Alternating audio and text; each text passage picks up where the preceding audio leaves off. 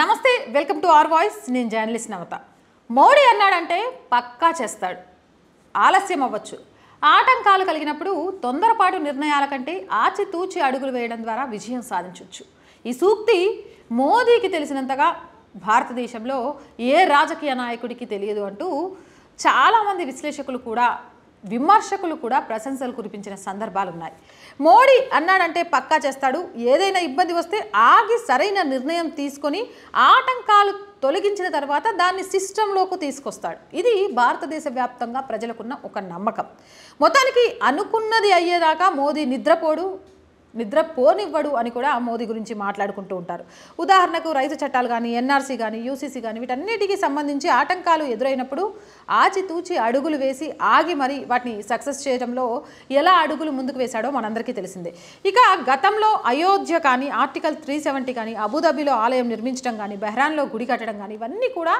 మోదీ నిద్రపోకుండా ఆలోచనలు చేసి సిస్టమ్ను ఒక దారిలో పెట్టడం వల్ల మాత్రమే జరిగాయని ప్రశంసించే వాళ్ళు లేకపోలేదు ఇవన్నీ అసలు ఊహించామా అబుదాబి లాంటి చోట ఆలయాలను నిర్మించి ప్రధాని మోదీ చేతుల మీదుగా చేపిస్తారని ఊహాకందని విషయాలను సక్సెస్ చేయడంలో మోదీయే సాటి అని చెప్తూ ఉంటారు అయితే ఎన్నికలకు సంబంధించి ఇప్పుడు ఏదైతే కొత్త విషయం వెలుగులోకి వచ్చిందో దీనిపైన కూడా మోదీ గురించి మోదీ స్కెచ్ పక్కా ఉంటుంది ఎలాంటి వాళ్ళైనా దెబ్బకు దారికి రావాలి అంటూ కూడా సోషల్ మీడియా వేదికగా దీన్ని స్ప్రెడ్ చేస్తున్నారు ఆ విషయాన్ని చూస్తే ఎన్నికలకు సంబంధించి 2029 జమిలీ ఎన్నికలు ఇది కీలకమైన అంశం రాజ్యాంగంలో కొత్త అధ్యయనం తయారు చేయడానికి న్యాయ కమిషన్ సిఫారసు చేసింది 2/3 మెజారిటీ అంటే ఏదైతే జమిలీ ఎన్నికలు ఇప్పుడే జరుగుతాయి అనుకున్నారు జరగలేదు 2029లో జమిలీ ఎన్నికలు జరిపించాలి అనేది మోదీ పక్కా స్కెచ్ అట మరి జమిలీ ఎన్నికలు జరిగించాలి అంటే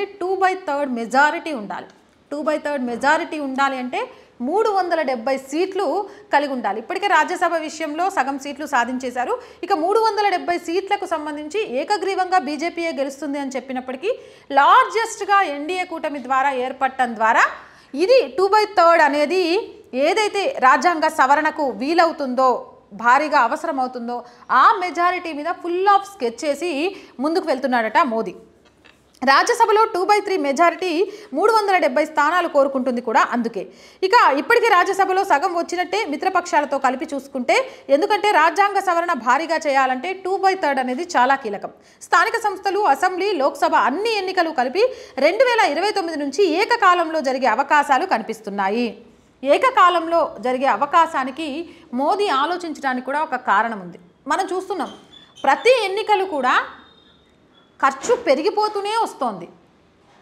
పైసలతోనే ఎన్నికలు జరిగే రోజులు వస్తున్నాయి నీకెందుకు ఇగో అసెంబ్లీ ఎన్నికలప్పుడు ఏరియాలన్నింటినీ నువ్వు చూసుకో ఎంపీగా ఉన్నావు కాబట్టి మళ్ళీ ఎంపీ ఎలక్షన్స్ వచ్చినప్పుడు వాళ్ళు నిన్ను చూసుకుంటారు ఇగో లోక్సభ స్థానిక సంస్థలు కార్పొరేషన్లకు ఆడున్న ఎమ్మెల్యేలు ఎంపీలు చూసుకోండి అని ఒకరి నుంచి ఒకరు పైసలు మారుతూ ఎన్నికలు అంటే ఎంత ఖర్చు పెడుతున్నారు ఎంత ఖర్చు పెడితే గెలుస్తున్నారు అనే స్థాయికి వెళ్ళిపోయాయి అదే ఒక్కసారి ఏకకాలంలో జరిగితే ఎవరికి వారు ప్రజల్లోకి వెళ్ళి తమను తాము నిరూపించుకోవడంతో పాటు ఈ నోటుకు ఓటు అనే సంస్కృతి కొంచెంగా క్షీణించిపోవడానికి కూడా కారణమవుతుంది ఇది నిజంగా కూడా ఒక గొప్ప విషయం మహత్కర కార్యం అనే చెప్పాలి ఇలాంటివి చేయాలంటే గట్స్ ఉండాలి ఆ గట్స్ మోదీ సర్కార్కి మాత్రమే ఉన్నాయని ఒప్పుకోవాలి అవినీతి రహిత ఎన్నికలు ఇప్పటికిప్పుడు నిర్వహించడం సాధ్యం కాకపోయినా జమిలీ ఎన్నికలు నిర్వహించడం ద్వారా కొద్దిగా అవినీతి రహిత ఎన్నికలను నిర్వహించడానికి ఆస్కారం ఉంటుంది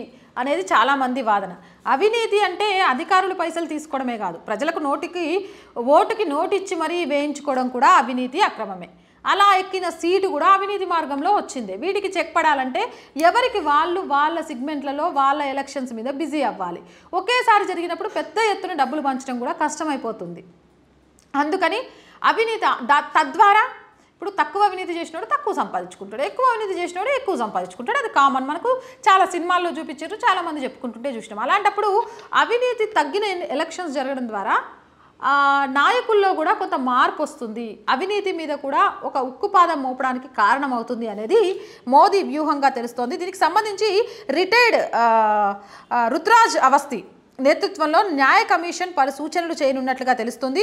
జమిలీ ఎన్నికలకు వీలుగా రాజ్యాంగంలోని కొత్త అధ్యయనం చేర్చాలని సూచించినట్లు సమాచారం. దేశంలో 2029లో మే జూన్లలో జమిలీ ఎన్నికలు జరిగే అవకాశం ఉన్నట్టు వార్తలు సోషల్ మీడియాలో వినిపిస్తున్నాయి. ఒకే దేశం ఒకే ఎన్నికలపై కొత్త అధ్యయనాన్ని చేర్చేందుకు రాజ్యాంగ సవరణ చేపట్టాలని లా కమిషన్ కేంద్ర ప్రభుత్వాన్ని సిఫారసు చేస్తోంది. ఒకే దేశం ఒకే ఎన్నికలకు సంబంధించి రాజ్యాంగ సవరణ చేయాలి అని లా కమిషన్ చెప్తోందట. దీన్ని ఆల్రెడీ కేంద్ర ప్రభుత్వానికి సిఫారసు చేసిందట.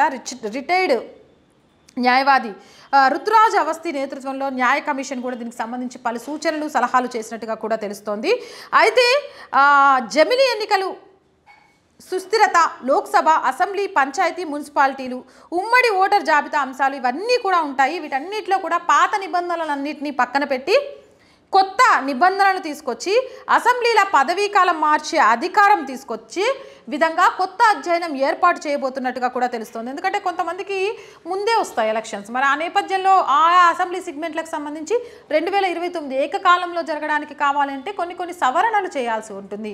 ఇలాంటి సవరణలు చేయడానికి పాత నిబంధనలు సహకరించవు కాబట్టి వాటిని పక్కన పెట్టి కొత్త నిబంధనలు, కొత్త అధ్యాయాన్ని తీసుకొచ్చే విధంగా ఏకకాలంలో ఎన్నికల నేపథ్యంలో 3 నుంచి 6 నెలల కాలం గడువు తొలి దశలో సర్దుబాటు చేసే విధంగా, అంటే 2029లో మాత్రమే సర్దుబాటు చేసే విధంగా దృష్టి కూడా పెడుతున్నారట.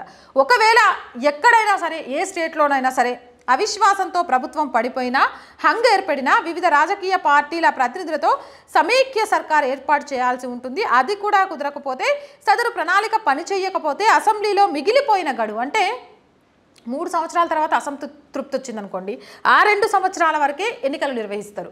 అంతేగాని అప్పుడు జరిగిన ఎన్నికలు మళ్ళీ 5 సంవత్సరాలు ఉండవు. అసలు అలాంటి ఎన్నికలు రాకుండానే అన్ని రాజకీయ నాయకులతో కూర్చోబెట్టి ఒక సమైక్య సర్కార్ని ఏర్పాటు చేయడానికి అవకాశం ఉంటే చూస్తారు. అది కూడా కుదరని పక్షంలో మిగిలి ఉన్న కాలానికి సంబంధించి మాత్రమే ఎన్నికలు నిర్వహిస్తారు. ఇక జమిలీ ఎన్నికలపై మాజీ రాష్ట్రపతి రామ్నాథ్ కోవింద్ నేతృత్వంలో కమిటీ కూడా ప్రత్యేక నివేదికను తయారు చేస్తున్నట్టుగా కూడా తెలుస్తోంది. జమిలీ ఎన్నికలు 2024లో జరుగుతాయని గతంలో వార్తలు వచ్చినప్పటికీ దీనికి ఇందాకే చెప్పా కదా, కొన్ని ప్రణాళికలు అమలు చేయాలంటే వచ్చే ఆటంకాలను, అవరోధాలను అప్పటికప్పుడు పరిష్కరించుకోవాలి అనుకోవడం కంటే కూడా చట్టపరంగా వాటికి ఒక నిర్దేశిత చేసి వాటిని పరిష్కరించుకోవడం ద్వారా ముందు రానున్న రోజుల్లో దాంట్లో ఎవరు ఏలు పెట్టి గెలికే అవకాశం ఉండదు. కాబట్టి చట్టపరంగా సిఫారసు కమిటీ చేసిన నిబంధనల పరంగా పాత నిబంధనలను పక్కన పెట్టి కొత్త అధ్యయనానికి శ్రీకారం చుడుతూ 2029లో జమిలీ ఎన్నికలు నిర్వహించే దానికే మోదీ సర్కార్ పక్కా స్కెచ్ చేసిందట. అందుకే పార్లమెంటు వేదిక కూడా బల్లగుద్ది 400 లోక్సభ స్థానాలతో మళ్ళీ అడుగు పెడతామని చెప్పడం వెనుక ఆంతర్యం ఇదేనట. దానికోసమే బీజేపీ కసరత్తు చేస్తుందట. దీని తర్వాత అందరూ అనుకునేది ఏంటంటే మోదీ స్కెచ్ చేస్తే ఏదైనా సరే దెబ్బకు దారికి రావాలి అని.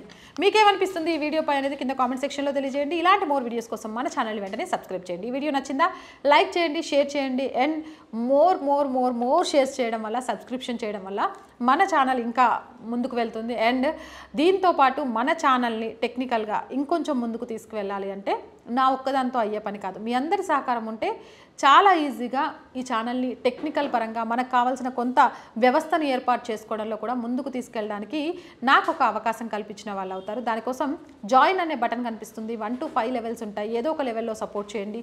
లేదు అంటే స్క్రీన్ మీద ఫోన్పే, గూగుల్ పేతో పాటు అకౌంట్ డీటెయిల్స్ ఉన్నాయి. మీరు చేసే చిన్న సహాయమైనా టెక్నికల్ పరంగా మన ఛానల్ని డెవలప్ చేస్తూ డిజిటల్ స్క్రీన్ మీద ఎప్పటికప్పుడు అంశాలను మీకు అందిస్తూ ఇంకా మంచి విషయాల్ని మీ ముందుకు తీసుకొచ్చే ప్రయత్నం చేస్తాను. ఒక ఆడపిల్లగా నేను చేస్తున్న ఈ పోరాటంలో ఈరోజు ఎంత సక్సెస్ అవుతున్నాను అంటే మీ అందరి అభిమానం, ఆశీర్వాదమే కారణం.